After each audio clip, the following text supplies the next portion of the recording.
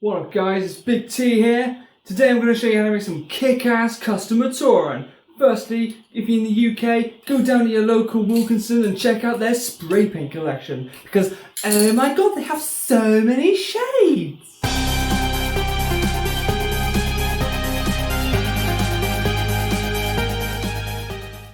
Hey everybody, it's Tammy. Today I'm going to be going over some of my custom-made 2004 style Matoran, aka Metru Nui Matoran, aka Metru Tauren, aka Metruan. Nailed it. Let's get cracking. First up we have Kapura. All of the parts already exist in his bright red colour scheme. However, I've also created a silver-topped version of the mask, and I will show you guys how to do that later on. Another Matoran who could be made purely with existing parts is Kalama. Who's Kalama, I hear you ask? Why, Kalama is part of the Ta-Metru Guard, and also the janitor, essentially, at the Protodermis Reclamation Yard on Metru Nui, where he is seen to be talking to the masks and thought to have gone slightly mad. Now you can create those thrilling scenes of a Matoran's degradation into questionable sanity, and all you need is black Baroque feet, again a red torso, and okay, so it's a black misprint Matatu, and those are actually quite hard to get hold of. Also, here is a silver-topped version.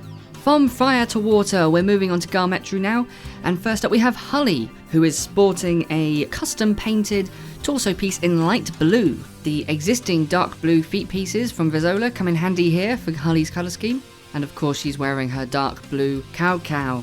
I have also created a silver-topped version of this mask. You can also use this torso to create a custom Maku, because the feet already exist in the matte blue colour, and of course Maku's mask already exists from her previous sets. If you have the masks available, you could also make other characters with this colour scheme, including Shasa, which I'm not going to paint because again it's a valuable misprint.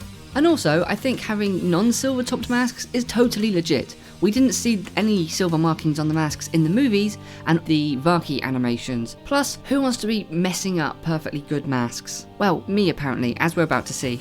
Nakama here is basically going to stand in for all of the future Ta-Metru in their Matoran forms. Since the Ta-Metru effectively just shared colour schemes with the Great Disc Matoran, you can basically just take those sets, slap their masks on from the Ta-Metru sets, and you're good to go.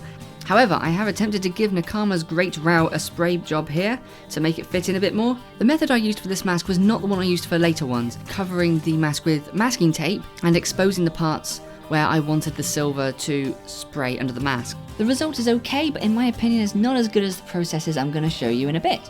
From the submerged to the subterranean, next up we have Naparu, who some of you may have met in my Boxor video. Naparu is sporting a pair of custom painted dark grey feet, and you can have him with his existing orange Bakari, or I've given my little silver accent. The existing grey hand sockets fit into his colour scheme pretty well, so that's something you can leave. However, a character who you may not have seen before is Onepu! Yes! Onepu is also sporting a pair of custom painted feet, this time in purple, and I think the paint is a pretty good match for LEGO's existing colour. You can use the dark purple Bakari from the Nui Jaga set, or if you're lucky enough to own the Matoran version, you can of course use that. I have of course given mine a silver accent, and I think it's about time I showed you how I do that. First, take some scrap paper or card. Paper is actually better for our purposes because it's more malleable. Start by tearing away a strip along the paper because you want that frayed edge to allow kind of a speckled bleed through of the silver paint in the minute. Next, you can kind of tear away parts of the paper to create a shape into where you want the focus of the silver to be, and this can vary depending on the mask. If you want it to come down the sides a bit, if you want it to come down a strip in the middle, whatever you want to do, you can use this opportunity to kind of make that shape. Once you're done, kind of fold it around the mask and really just sort of crunch the paper in there till it's holding it in place. If you're struggling to make the paper stay in place, just use some sellotape on the back. Then take your covered mask to a well-ventilated area, I would recommend outside. Take some silver spray paint if you've got it, and then spray in a direction that is either kind of facing up the mask or directly in front of it. And do it in kind of very short bursts, and you'll very quickly fill in the main exposed areas from the template. Once you're happy with that, take the spray paint even further back a bit, aim it slightly down underneath the paper, and spray very lightly, very short bursts, and then inspect how the mask looks underneath, because what you want to do is create a very light or graduated speckling mixed effect going down the mask. You've got a lot of control over this stage as to how much mixing you have and how far down the mask you want it to go. And whilst results vary, in some cases it can look really nice, especially on the more detailed mask. An example of this, I think, would be Takua. Our mischievous chronicler is again using mostly existing pieces except for the feet that have been spray painted in yellow. I think they've come out pretty well. However, as you can see, they are clearly cracked, and this is where I must impart a lesson on you that I learned the hard way. Make sure that you don't spray paint into the socket itself, or if you do, remove it from inside the socket. If you don't do this, then you try and place a ball joint inside of it, there is a very good chance that it is going to crack. And if there is one thing the Bionicle does not need, it's any more cracking joints. Using this basis, one can also make Jaala! But wait a minute, Jaala doesn't wear a yellow How Metru Nui, he had a different mask, it was in that movie, crap. If only I could make one of my own. Wait a minute, I can totally make one of my own. And I can use it to demonstrate how to paint a mask in 2 colours at the same time. It's almost like I planned it.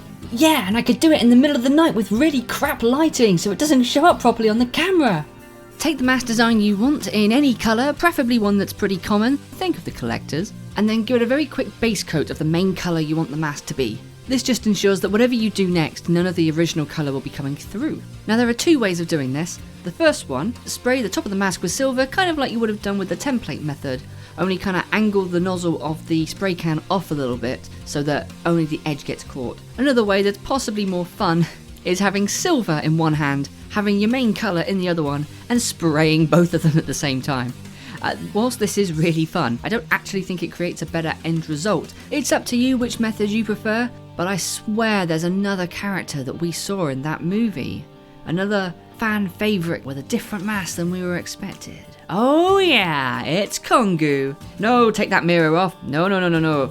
So, when we see Kongu in Legends of Metru Nui, he is dangling upside down with a turquoise Ruru. And so, I've used the method just described to create this 2-tone teal and silver Ruru, which I think looks gorgeous. Now, the particular teal paint that I used is actually called Neptune Blue from the Wilco range, and when you put it next to turquoise, it's not a very good match. What it is actually a good match for is Dark Azure, which was a colour introduced many years later. However, I think in this case it works because you're also going to have to spray paint the feet. And in this case, I also had to spray paint Kongu's torso in lime green, which I think is a really good colour match, which makes Kongu here the first and only of my collection with pretty much an entirely painted body. I've kept him with the grey hands here, because if you put the turquoise hands on him, you can kind of tell the difference, and I don't know, I don't think it looks quite so good. Although, wait a minute.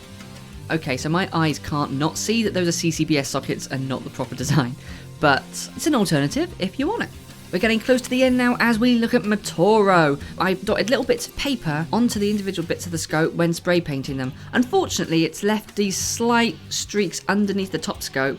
Maybe I'll have to respray it and, I don't know, do some more drilling. I have given him the correct hand colours, but yeah, okay, so I haven't actually gotten around to spray painting the feet yet. I think it looks alright. There were no other Komatoran characters I was desperate to make, although you could still make characters that are all white, like, well, you could make this bugger from the game, I suppose. Now, some of you may have noticed the lack of Pomatoran in this video, and that is because pretty much all of the Pomatoran that we've seen have tan torsos, and I haven't found a spray paint that matches. However, I did have a stab at making Hafu with the colour scheme to see how that would come out, and honestly, no. If you like it, go for it, but for me it's just too different. Are there any Matoran you're particularly gutted that I missed and that you would like to see in a future video? Apparently a load of you have been missing my newer videos, so make sure you've got that bell icon tapped if you are subscribed. Thanks for watching, and I'll see you soon. Bye!